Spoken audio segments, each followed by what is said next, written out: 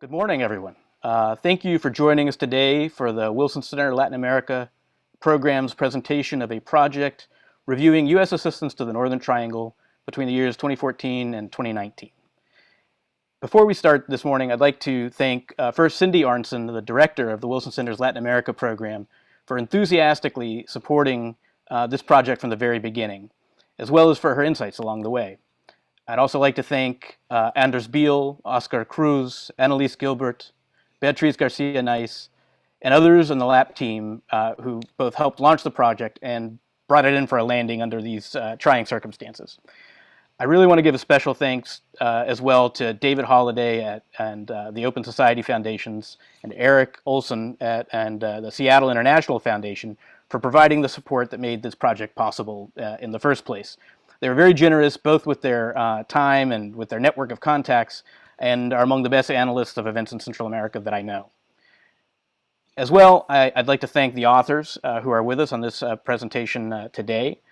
Jeff Ernst, Kelly Josh, and Kristen Sample were really outstanding colleagues throughout this project, and we also appreciated their feedback and analysis on the report that we're presenting, this project that we're presenting today. So we don't have much time this morning, so we're going to get right to the subject of our event.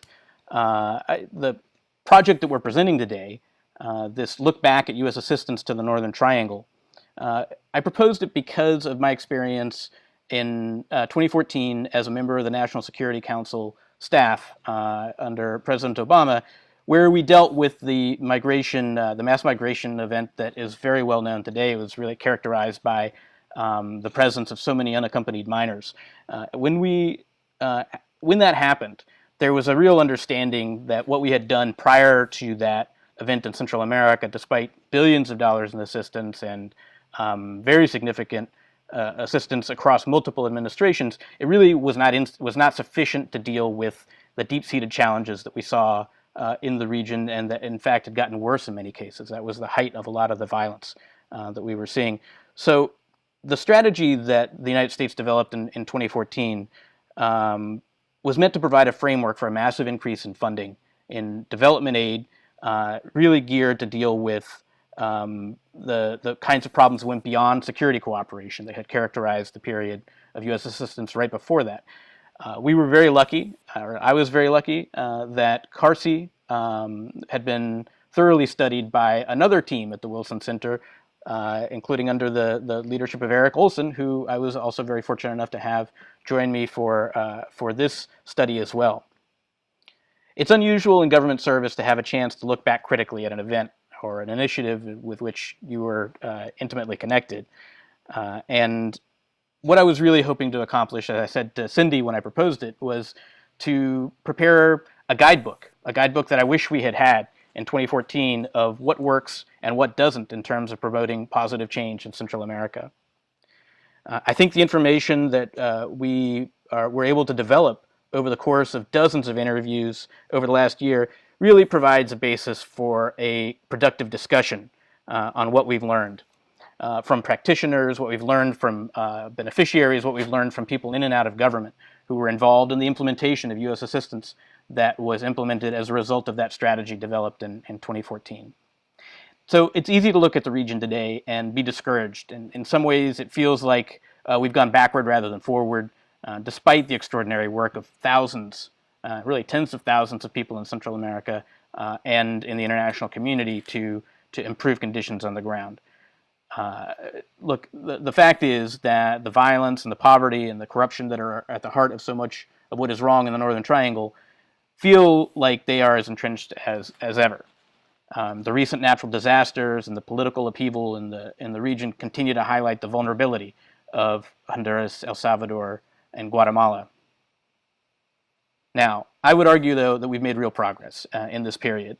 The successes that we learned about while we were implementing this project may not have been systemic, but in some communities, they made a night and day difference. And we've learned a lot more about the roots of instability in the Northern Triangle, such as the extraordinarily high rates of femicide and domestic violence that affect so many citizens of the region, that they witness both as children and as young adults, and that really shapes many lives as a result. Maybe more important is the learning that we've seen among practitioners. about the limits of foreign assistance and the absence of strong, sustained political commitments in support of reformers in the Northern Triangle. While foreign aid is clearly important and really vital and has to be present in helping the Northern Triangle overcome the deep structural problems that we know about, what impressed me the most was the central role of the international community, and particularly the United States, in simply being present and standing up for those in the region who had the will and the capacity to carry out positive change. While we often talk about the absence of political will in the Northern Triangle to overcome an unequal status quo and deep-seated structural problems, we argue in this report that it's even more important for the United States to show consistent political will to help those willing to risk everything, including their lives, to deliver results for their fellow citizens. For me, the greatest positive takeaway from this project was the realization that because of the existence of capable reformers, public officials, and civil society figures in all three countries, the United States can be the facilitator. It doesn't have to be the author of positive change in Central America. This is really important because there was another clear lesson that came across from the people that we spoke with, and that's that even a country as influential as the United States cannot impose models or solutions that are not rooted in the unique local realities in each of the three countries that are the subject of this report. So now I'm going to turn to Eric Olson, who's going to discuss the key findings from this report. After Eric, we're going to hear from each of the three authors on findings that are more specific to El Salvador, Guatemala, and Honduras. And after we make these presentations, we look forward to taking your questions. Thank you very much. Eric? Hey, thank you, Ricardo.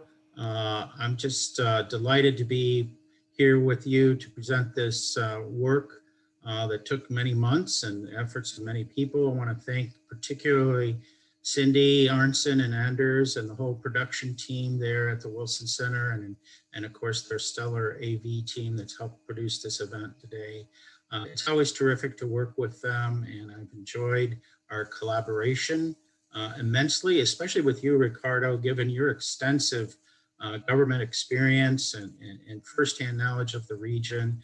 You know, I've not worked in government, so it's always good to have somebody to be a little bit of a check on my idealism and my enthusiasm to help think about what is actually possible. And you've been a great partner in that regard.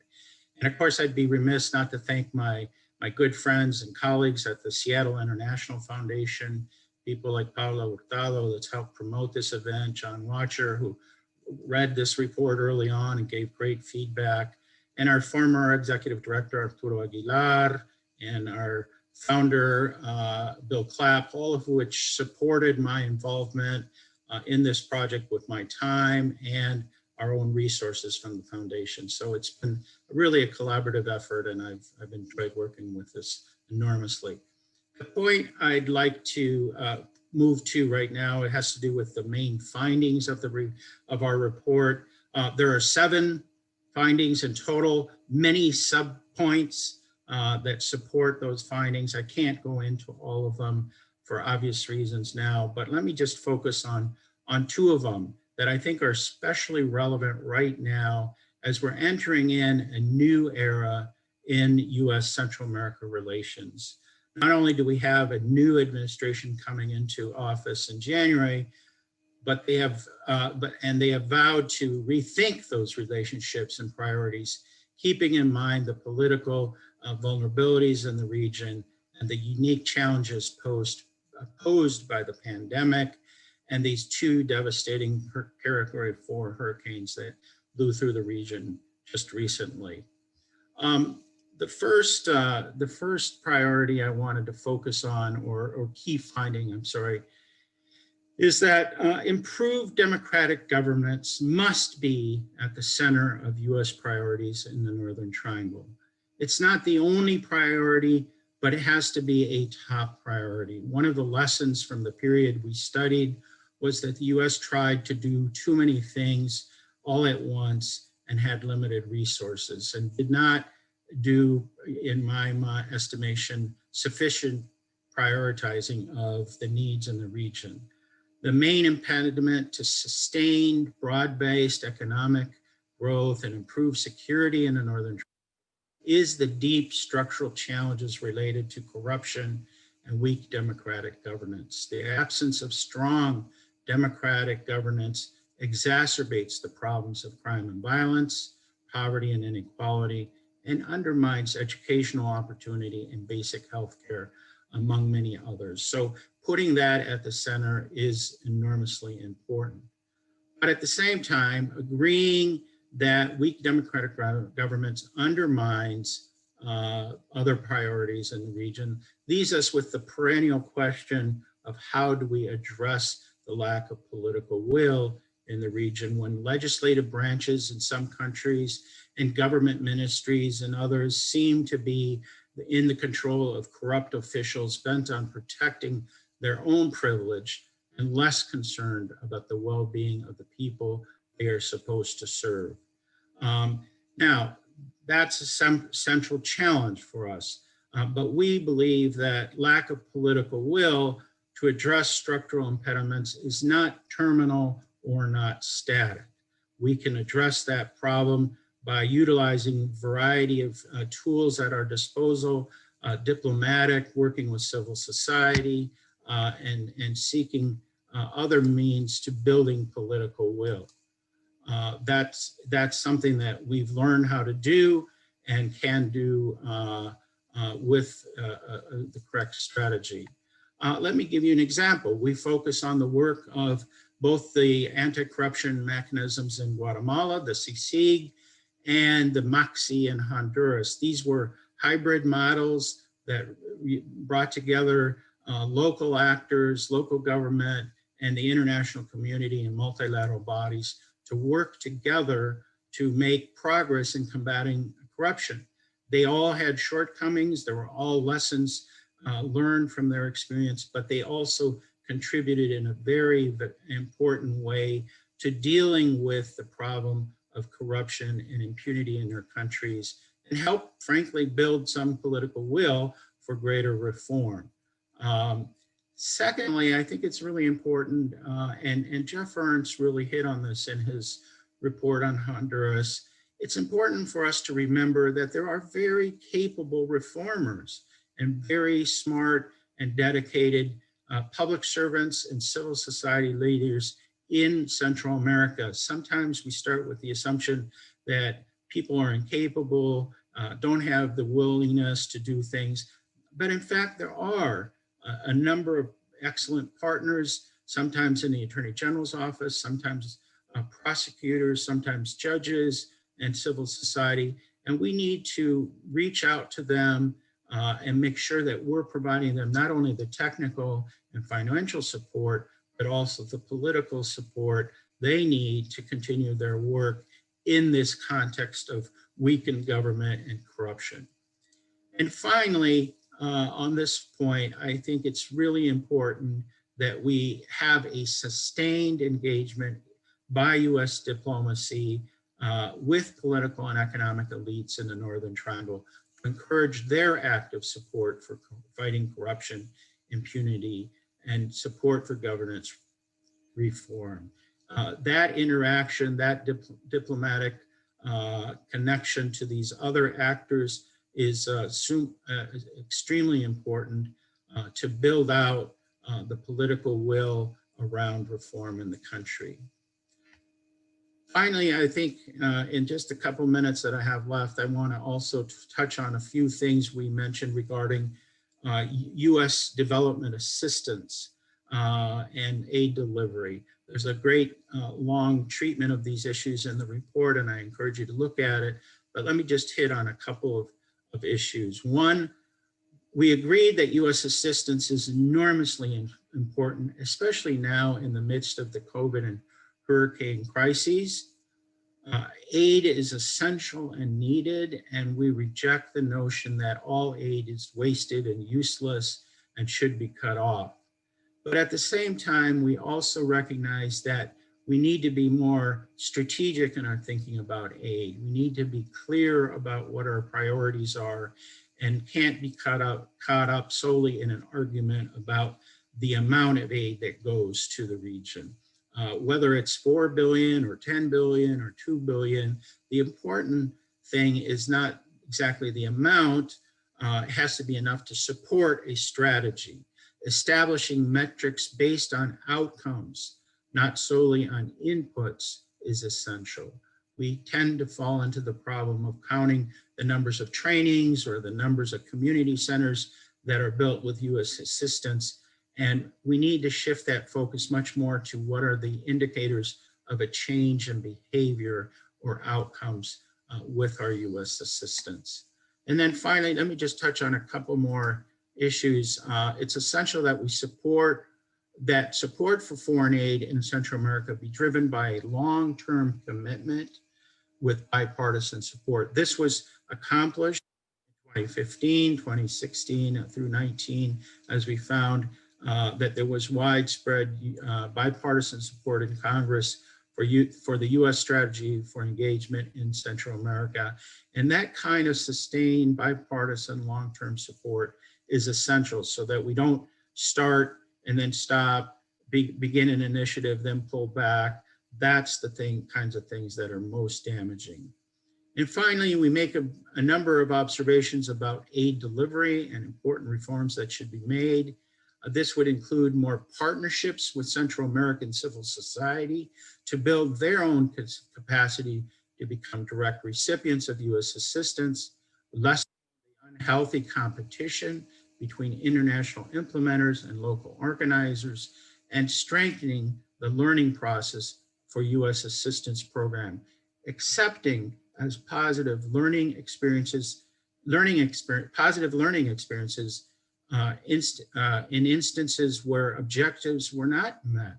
Simply declaring every project and every program a success, regardless of outcomes, does not serve the learning process that should fuel and drive future innovation. With that, I'll conclude my remarks and pass it back to Ricardo. Thank you. Thank you so much, Eric. And apologies to those in the audience. I know we had some technical difficulties at the beginning. I'm just going to say also that this event is being recorded. So for anyone who might have missed the brilliant opening segments, we will have that recorded. We are live now and moving along. We're going to move on to our first presenter of a country report, Kelly Josh, who covered El Salvador for us. Kelly, go ahead. Thank you. Thank you, Ricardo, Eric, and to everybody who's joined us here today. Before discussing some findings, I want to recognize the many accomplishments of U.S. assistance in the past 5 years under extremely challenging circumstances, both in El Salvador and in the U.S. It's impossible for me to mention even a representative sample of the projects, but I want to briefly highlight 3. The first is U.S. assistance to the Attorney General's office that supports significant advances in prosecutions against corrupt officials, most notably during the tenure of Attorney General Douglas Melendez. U.S. support assisted an elite unit of prosecutors who focused exclusively on corruption and attained over 100 indictments against senior and mid-level government officials, including 3 former presidents. Their impressive work raised the bar and became the standard by which all future attorney generals will be measured. The second is an innovative and successful U.S.-funded crime prevention project that worked in the highest crime neighborhoods throughout the country. Under the previous Salvadoran government, many aspects of the U.S. project were incorporated into the Secure El Salvador Plan. Supported by the U.S. and numerous other countries, the plan created a model of crime prevention and broad cooperation across local, national, and international governments. In interviews last year, the mayors of some of El Salvador's most violent municipalities credited the plan with reducing violence and making their communities safer. The third effort I want to highlight are the multiple U.S. assistance projects over the past 5 years that have focused on strengthening Salvadoran civil society. These projects have supported critical social infrastructure, both in the private sector and in non-governmental organizations across a wide political spectrum. Today, these same civil society organizations lead the charge to defend democratic institutions and fight corruption. Now I want to turn to a few key findings. The report lists numerous lessons learned in aid implementation, but I want to focus very narrowly on the 4 issues that came up the most often in interviews. First is the need to confront corruption and strengthen democratic institutions that came up repeatedly in interviews, not just with U.S. officials, but with former Salvadoran officials, U.S. contractors, and Salvadoran civil society organizations. There was general agreement that corruption undermines support for democracy and limits everything else the US tries to accomplish in economic development and in security. Second, coordination is critical. The US assistance suffers from a cooperation and coordination deficit at every level, starting with US agencies themselves. This came up repeatedly in interviews with former Salvadoran officials and US contractors. Numerous attempts at implementing a whole of government approach are a good start, but lack of coordination continues to diminish the effectiveness of our assistance. Third, the competitive contracting environment for US projects makes information sharing and cooperation amongst contractors and grantees almost impossible. US contractors and grantees brought this issue up repeatedly and provided examples of how it keeps projects from sharing knowledge, experience, methodologies, and lessons learned with other providers, and ultimately limits the success of US assistance overall. Fourth, aid delivery in El Salvador is dominated by US contractors, as it is in most of the world. USAID, to its great credit, funds some Salvadoran organizations directly.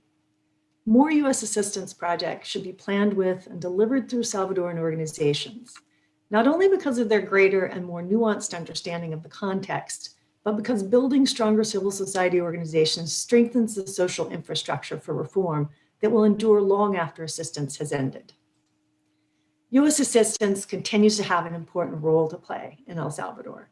I hope the report contributes to our understanding of the opportunity we have to increase our impact. And now I'm going to turn it back over to Ricardo. Thank you so much, Kelly. Kristen is going to continue with our coverage on Guatemala. Great. Thank you so much. Good morning, everyone. I'd like to begin by also thanking Eric, Ricardo, all the folks at the Wilson Center, as well as David Holliday at Open Society for the support, and really also thank the dozens of people who agreed to speak with me as part of the research, people who are very busy, who have lots going on, both on the USG side as well as so many different Guatemalan stakeholders. And also really emphasize what Eric was saying in terms of the level of, the quality of the reformers, the activists, the level of dedication and commitment is really extraordinary. And I'm very appreciative for not just the work they do, but also the time they gave me. I do want to make one quick point of clarification. I'm listed as working at National Democratic Institute, which I've been doing now since March, but when I was researching and drafting the report, it was in my past life as an independent consultant. So in my 5 minutes, I'm going to try to make three very broad, high-level points.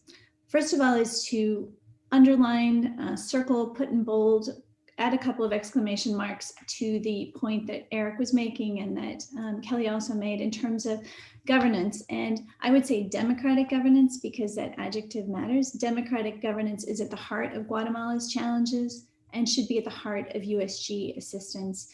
And if this central role of governance was true earlier in the year, it's only become more evident and more critical with the pandemic.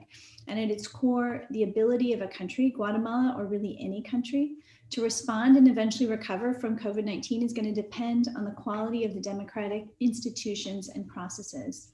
I think this point or this need was really put on display just 2 weeks ago with the protests that took place at the Guatemalan Congress that even led to the burning down of some sections of the Congress, that were a reaction to the approval of a national budget that was objectionable in terms of both the process, it was passed in the dark of night with no transparency and no participation, as well as the content. It included deep cuts in areas such as food assistance in ways that are only going to hurt the poorest and those who've already been so affected and hurt by the pandemic, as well as cuts in the justice sector, which is a longstanding USG area of investment and policy goal as it relates to impunity and insecurity.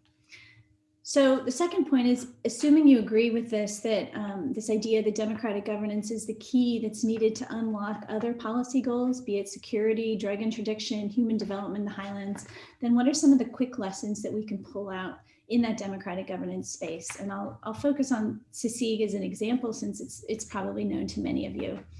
So as Eric was saying, in many ways, it's a success story for USG assistance in that, at least for a while, it demonstrated that US influence can make a difference, but it also illustrates the promise and the peril of international assistance in the democratic governance space. And some quick points or kind of headlines in terms of those positive lessons or the promise.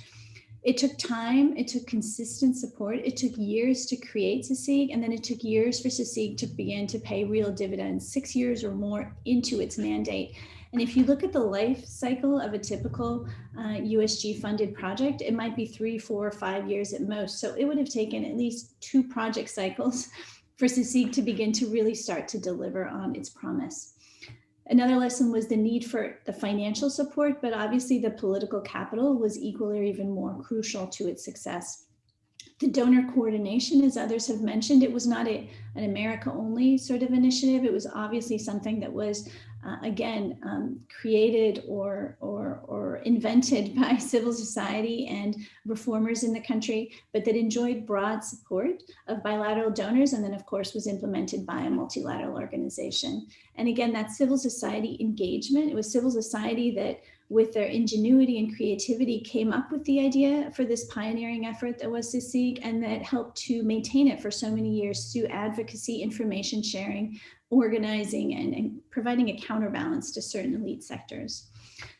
But CICIG also illustrates, I think, the peril in that it was a victim of its own success. Sometimes when projects that are sensitive but core to some of the development challenges in the country, when they are successful, it does affect particular interests, elite interests. And we saw that with CICIG, and we saw the backlash that resulted from some of the successful cases and prosecutions of CICIG.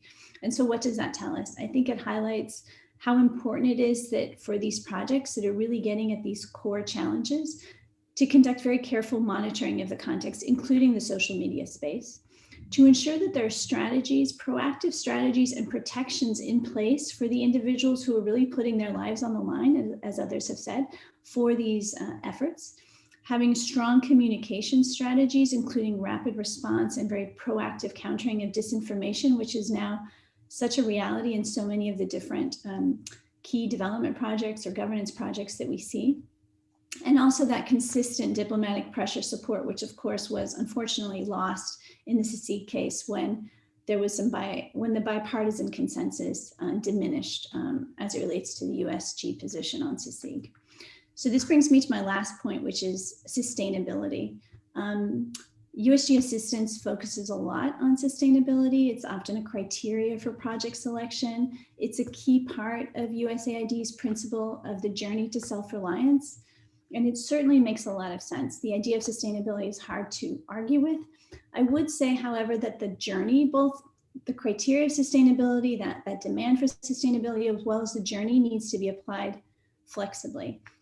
Because in any area where there's an asymmetry of interest, meaning that it's a policy goal that the USG perhaps is more interested in, then phasing out funding support or expecting self-reliance might not be feasible for a very long time, particularly in a country like Guatemala that ranks 188 out of 192 in terms of public spending as a percentage of GDP, which again is a democratic governance challenge. And it plays out on the drug interdiction side, where USG assistance includes footing the bill for, in some cases, nearly everything, including equipment maintenance, gas for vehicles, protective equipment for officials, but also for those very sensitive democratic governance and civil society activities that might not be top priorities for policymakers, as we saw with the budget cuts on November 17th, where there was a 50% cut for the justice sector. So those kinds of governance decisions, budget decisions, are clearly affecting sustainability and self-reliance as it relates to some of the USG policy goals. So I think that's all I have time for. Thank you again to everyone who spoke with me, if you're on this call, and thank you to everyone too for the work that you're doing, either as officials within the US government, or of course the Guatemalan activists and reformers themselves. Thank you. Thank you so much, Kristen. Now we're going to go to Jeff. Jeff's video is off because he is in Tegucigalpa now covering the impact of the hurricanes. Jeff, why don't we turn over to you? Thanks, Ricardo. And thanks everyone for listening, viewing. The political environment in Honduras presents arguably the most difficult challenge for U.S. interests in the Northern Triangle. This owes greatly to a 2009 coup, questions around the legitimacy and fairness of the 2017 presidential election,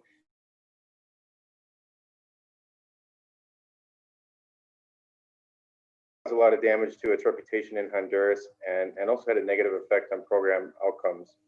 To further complicate the situation, President Juan Orlando Hernandez has been identified as a co-conspirator in several drug trafficking cases by the U.S. Justice Department.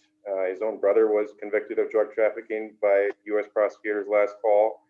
And himself and his party, which has been in power since 2010, has been embroiled in just a never-ending stream of corruption scandals, including recently with involving COVID-19 relief funding.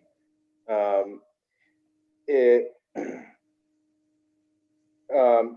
want to talk about one of the more successful U.S.-backed initiatives in Honduras and during the period we looked at, which is the MOXIE, which others have mentioned, the International Anti-Corruption Commission, the MOXIE, because it really reveals a lot. One, it reveals what can be done when the international community comes together and really supports an initiative like this, but also it reveals many other things. One, the MOXIE was only given a 4-year mandate, which really, because of the time needed to really get going, it only operated about 2 years. And the fact that it was only given such a short mandate, and the fact that right from the start, once it got going, there was the local politicians were doing everything they can to block the cases, the corruption cases that the MOXIE presented. It really shows that there's a lack of political will to truly address the problem. And of course, that's shown again in that the mandate after only 4 years was not renewed, despite a clear call from the people, average people of Honduras. The MOXIE enjoyed widespread support by the people. It was the political elite that was against it. Second, it really shows that government institutions in Honduras are designed to fail in their efforts to combat corruption. There isn't this. Many of these institutions could have done what the MOXIE did, or Honduran prosecutors did what the MOXIE's support years ago. Many of the cases that the MOXIE presented had been shelved. The information was in possession of different institutions with responsibilities for combating corruption, and they never acted upon them until the MOXIE showed up. And then another thing that really was exposed by the MOXIE is the myth of a lack of capacity, and others touched on this. The MOXIE provide political cover for a local anti-corruption unit to act with unprecedented independence, and that's what really got things done. It was the local prosecutors who were doing most of the work. The international experts with the MOXIE were advising and helping them, and more than anything, providing that political cover. The ultimate demise of the MOXIE shows another problem that's affected foreign assistance, particularly in Honduras, and that's the lack of cohesion between foreign policy and the objectives of foreign assistance. Once U.S. support for the MOXIE just evaporated all of a sudden, there really wasn't any doubt that the mandate wouldn't be renewed. And that's just one example of a number of things that the government has done, such as not calling out human rights abuses following the 2017 election, not calling out clear instances of fraud in that same election, being timid about using the word coup after the 2009 coup. All of this has had a negative effect on many of the programs that are supposedly promoting democracy and other things in Honduras. I would say that also in general, there's a lack of transparency by both U.S. foreign assistance institutions and and many of the contractors hired by them. And it's a bit ironic because many of the programs are meant to promote transparency. And so I think if you're going to promote transparency, you should model transparency, and there should be an ability for local accountability. Yeah,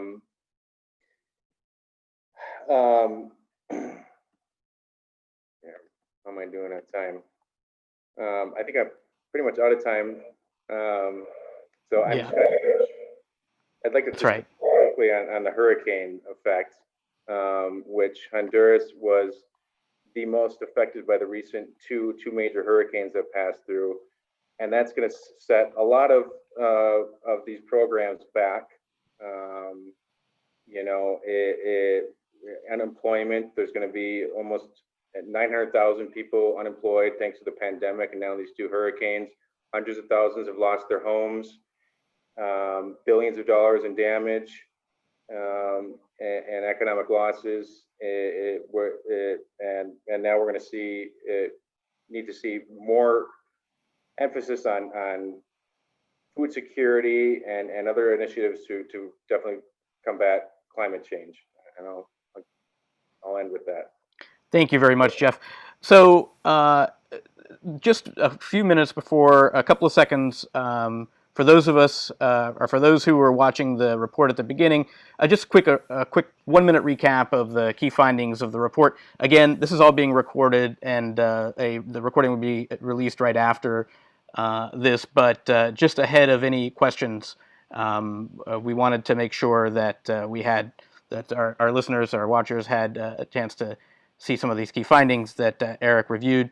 Number one was that the main factor in impeding the growth and social progress in the Northern Triangle is resistance to reform by a very small set of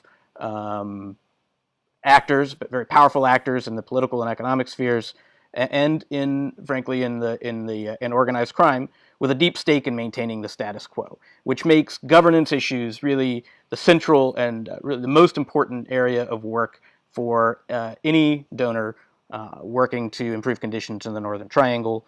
The United States does have a limited capacity to change structural problems that have existed in Central America dating back centuries, and that's an important recognition. But equally important is the fact that there are actors in Central America, in the Northern Triangle, who do have the political will and the capacity, and where really the role of the international community, including the United States, can be most helpful by providing support, sometimes physical support and coverage, for those who are really risking their lives to improve conditions simply by carrying out their work as public officials or as representatives of civil society. With regard to the question of political will, Eric made, I think, one of the most important points, which is that it is not static. It is something that can be built and that can be diminished. And the international community, including the United States, is one of the most important actors in determining whether that will exists locally. We made the point in the findings as well that external solutions, external models really can't work in the absence of being rooted in local institutions and local organizations, and really they have to come organically at some point out of countries in the Northern Triangle.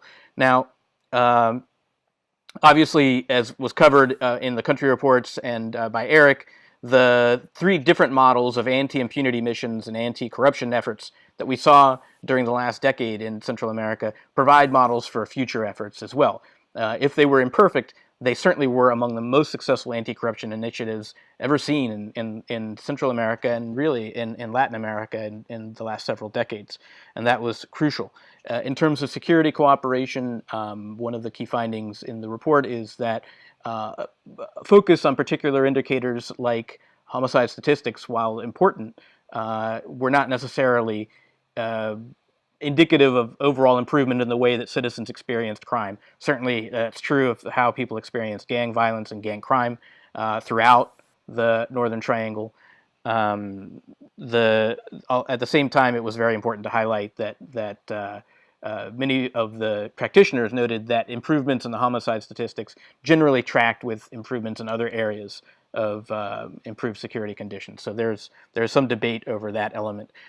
We focused as well in the report on the high incidence of femicide and domestic violence as crucial factors, really one of the most important underlying factors in the long-term problems around social violence and the resistance to change, because these are problems that occur in such a widespread basis that it impacts families across the region, really from early childhood through adulthood. And so this is an important factor that requires additional support, and this is a good area for continued support by international donors, including the United States. On the issue of economic development, there were quite a few very positive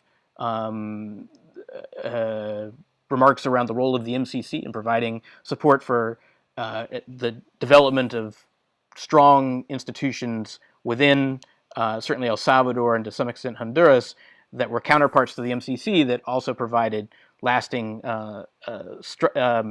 structural support to their governments. But I think on the bigger point was that there are still very significant issues related to resistance to certain labor reforms, and certainly particularly in the area of tax collection in the private sector. Not across the board. It is not uniform. The private sectors are not monoliths. And in fact, when one point that was made repeatedly by those we interviewed was that a greater attention needed to be paid to small and medium enterprises and to others who were also part of the private sector that were trying to achieve a level playing field against some very serious problems related to the continuation of monopolies and duopolies and oligopolies that often provided very high costs both for external investors and for domestic producers. And then with regard to aid implementation, finally, I wanted to point out that there was extensive coverage, and we certainly will refer you to the report for that. But there were many questions raised about the contractor model, as was referenced during the country reports. That was one of the issues, that the balance between the need to implement large sums of money of U.S. assistance through organizations capable of doing so. That certainly was the case, and that was related to the overall U.S. development model. But there were real questions about the impact on local civil society, whether the work carried out by in these large projects was grounded on strong analysis about conditions on the ground and whether they would be sustainable. And that's an important element that is discussed both in the country reports and in the larger overview. There was a great deal of discussion in the report about the place-based programs and the promise that they hold, and some good examples in El Salvador, good examples in Honduras, and in Guatemala, but also questions about, not questions so much as uncertainty about whether the concept had been fully implemented as it was designed, or whether they were integrated programs operating in a particular area, or whether they were individual programs that happened to be coinciding in an area. And there was a big difference with the highly integrated models seeming to be much more successful, especially when they were based on strong data about the conditions on the ground. So I just wanted to close by noting that the report also covers alternative models, development models employed by the United States, including the National Endowment for Democracy support, particularly for independent media and civil society, which is crucial. This focus on democratic governance includes a heavy investment in civil society, which was reported by many as one of the great successes of the United States and international donor community over decades of work in Central America. So the National Endowment for Democracy has played an important role there. The Inter-American Foundation has played an equally important role in small-scale community development programs, and those provide alternative models. So that is also covered in this report. And so I'm going to close now, and we will turn to some questions. I would ask that if those who do have questions, please reach us send their questions via Twitter, which is on the event site, and we are open for any questions. Now, Ricardo, yeah, go ahead, please, go ahead, Eric. No. There was a question from the audience somewhere, I don't know where, about cautioning the U.S. in sending aid to Central America, especially in this case, El Salvador, when there are questions about corruption and misuse of funding. And I think that's one of the issues that we have discussed a lot, and why we put this issue of governance, democratic governance, as Kristen correctly highlighted, the fight against corruption as a top priority. I think gone are the days we feel that we can simply issue a blank check and hope for the best. I think there's an element of need and response from the United States that has to take into account the risks of misuse of funding. That's one reason we believe that it's important to support the reformers in government and outside of government, to support civil society initiatives, to help with efforts to do public accounting and oversight. All those things are absolutely important, and especially now in light of the COVID crisis and the hurricane response. I think that's true, not just in El Salvador, it's true in all three countries. And I don't know if anybody wants to add any comments to that, but I would leave it at that for now. Maybe I would just add to that point. I fully agree with what you said, Eric. I think that in those cases where there are concerns regarding how the funds might be managed by the national government, or concerns about working with the legislature, there are a diversity of actors to look at, including, I would say, also local governments in some case might be an opportunity for action. Civil society, which you mentioned, and also the independent media is so important as well, to ensure that the information is getting out there, and is another opportunity for support if there are, again, concerns about working with certain government agencies. Great. So we did get another question here, a question regarding Biden's platform that was discussed, mobilizing $4 billion in aid to address root causes in Central America. As those watching may know, that there was a detailed plan that the Biden campaign included based on his experience and work in Central America during his time in office. And the question is, are there really conditions in place to allow aid of this magnitude to be allocated?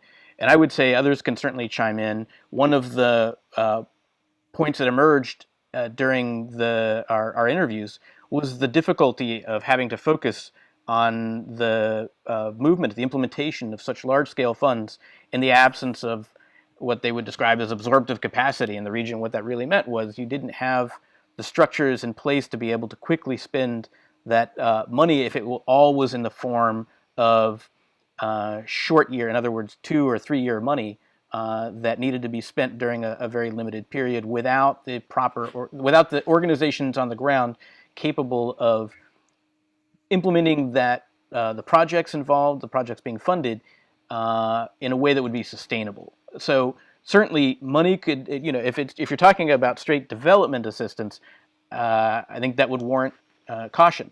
There is also a misperception that most of that assistance is channeled through governments. In fact, it's mostly channeled through organizations that are practitioners that are carrying it out directly in communities or in cooperation with local authorities. There is a lot of coordination and collaboration, but very little money that goes directly to governments themselves. And so that money can come other ways as well, of course. You can invest in longer-term projects through multilateral development banks, or you can, and I think we argue for this, you need to look at creative ways of doing regional-based projects over a longer period of time, because I think that's the other point that is crucial in this. The problems, the structural problems are so profound in many cases that it's a mistake to try to build a crash program to solve everything at once, as opposed to helping lay down a base for progress over time, an approach that can be challenging to implement under our model of the U.S. model of development. So that point is really crucial. I'm going to pass this on to others as well, but let me just say the report is also available as a link on this event site. So anyone who wants to see the full report can access it through the link on this site as well, and it will remain up after this event in the on the project page on the Wilson Center Latin America program site. Thank you. And if I could just add, Ricardo, in addition to the full report, there is an executive summary, and each of the country reports has been translated into Spanish. So hopefully that will be of use to people in Central America and in Latin America who want to access, this report. So that's also going to be online at the Foundation's website. So we have another question from a Twitter user. Could you discuss how other regional actors, Mexico and Colombia, for example, can be encouraged to assist in the region or are already doing so? Eric, would you like to take that one? Sure. I've always felt that other actors in the region should definitely step up, not just in terms of resources, but also providing that kind of international accompaniment and support for these difficult challenges of addressing weak institutions, corruption, and also issues around poverty and inequality. None of us have the perfect solution for this, but I do think Mexico in particular and Colombia too could be part of this overall strategy. This should not be just an imposition from the United States, but should be part of an international process. And that's why I think in terms of response to the hurricanes and COVID, we should think more broadly about how the international community can come together to work alongside Central American civil society, Central American leaders to address some of these fundamental issues that we've identified in this report. Absolutely, Mexico in particular, but also other regional actors can play a role.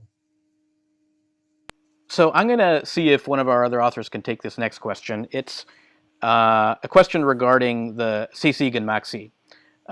Given the findings regarding the successes and importance of CICIG and MAXI, do you expect the Biden administration to pursue new multilateral hybrid anti-corruption initiatives?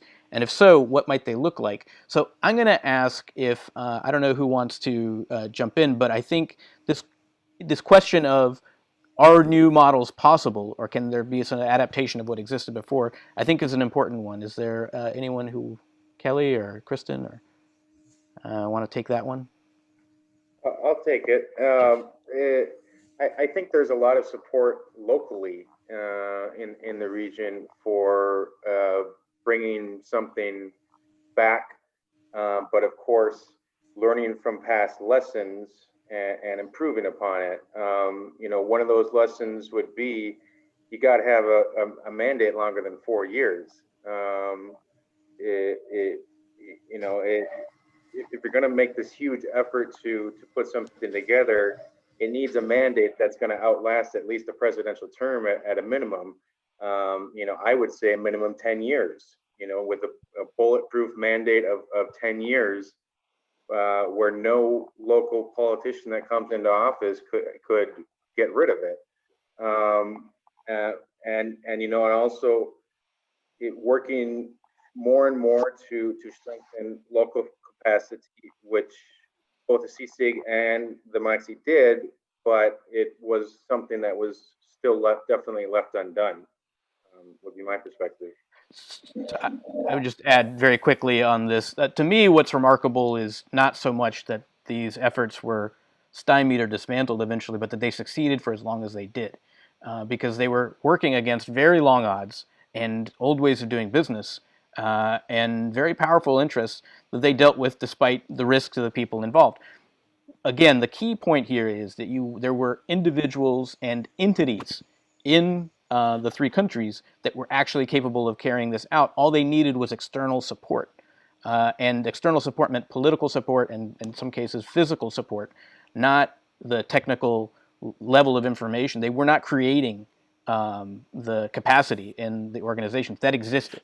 The role of the international community was to help organic entities and individuals in the region do their work the way it's supposed to be done. They know what to do and they know how to do it. They just need political cover so that they're able to do it safely and to carry it out fully.